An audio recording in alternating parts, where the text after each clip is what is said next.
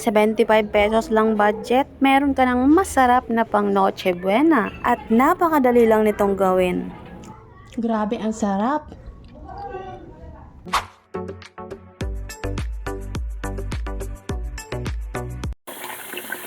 Kakaunti lang po ang ating mga sangkap pero makakagawa tayo ng masarap na pang Noche Buena. Kailangan lang natin ng 2 cups ng all-purpose flour. Salain lang po natin ang harina para walang buo-buo. Kailangan lang po natin ng 2 kutsarang baking powder. Gumamit po ako dito ng measuring cup.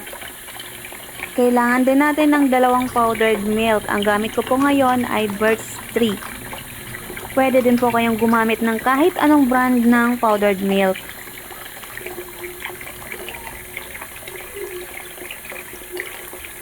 At salain din po natin para wala din buo-buo ang powdered milk.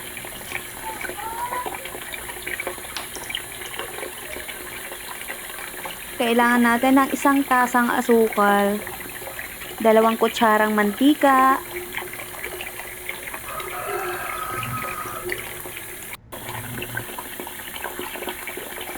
kailangan natin ng 1 3/4 cups ng tubig.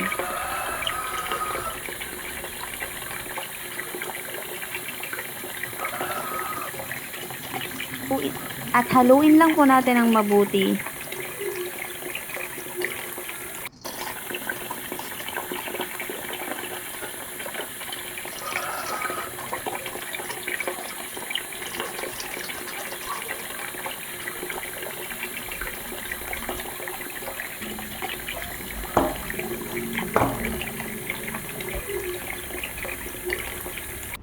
Salain po natin itong puto butter para wala pong buo-buo.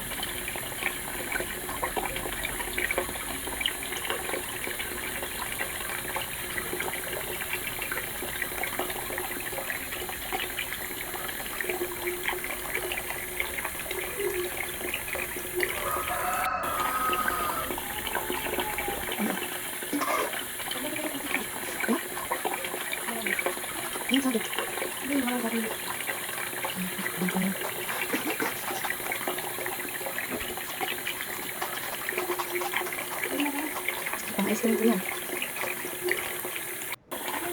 Ano ba? Pili ko.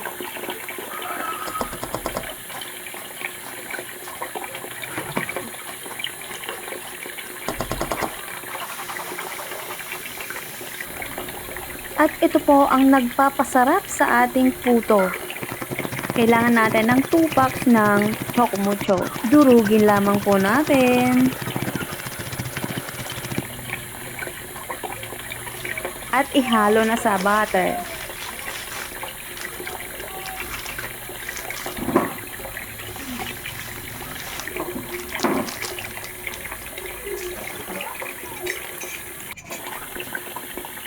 Konting halo lang ay husto na po.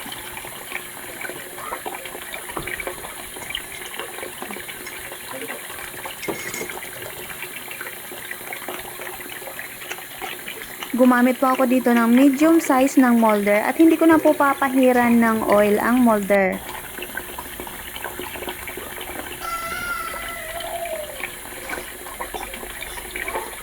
Kada molder po ay nilalagyan ko ng 1 kutsarang puto mixture.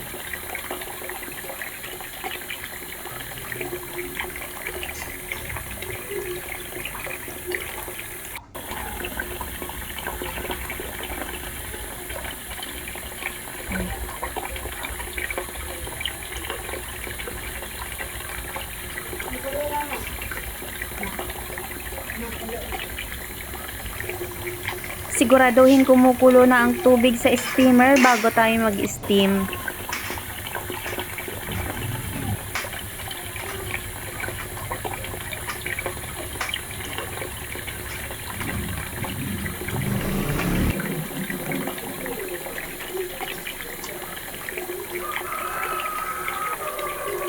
Lagyan po natin ng tela ang takip ng steamer para hindi po mabasa ang ating puto.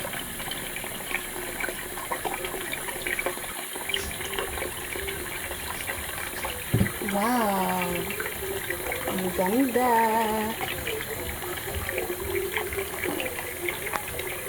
Ang ganda oh.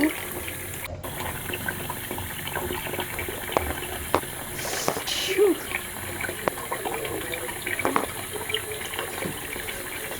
Ganda. Umbok. Maumbok.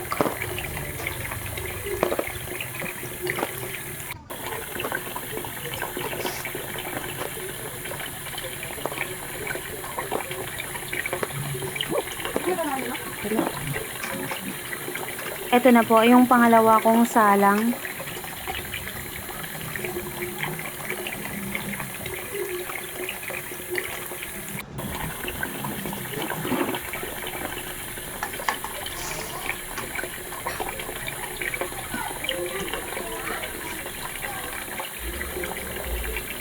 Ang ganda, maumbok. Perfect.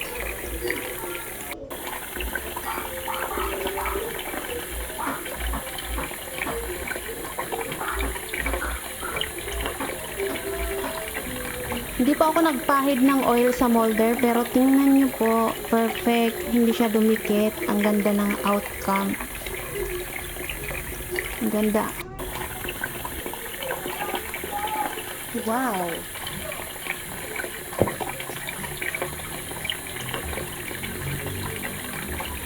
Luto na po yung pangalawang salang. Pare-pareho po silang perfect ang pagkaluto. Init.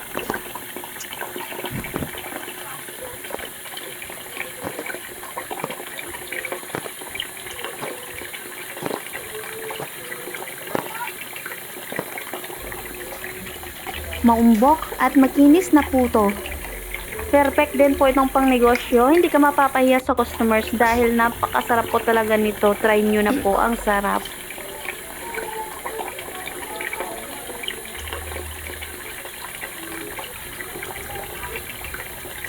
Grabe, ang sarap.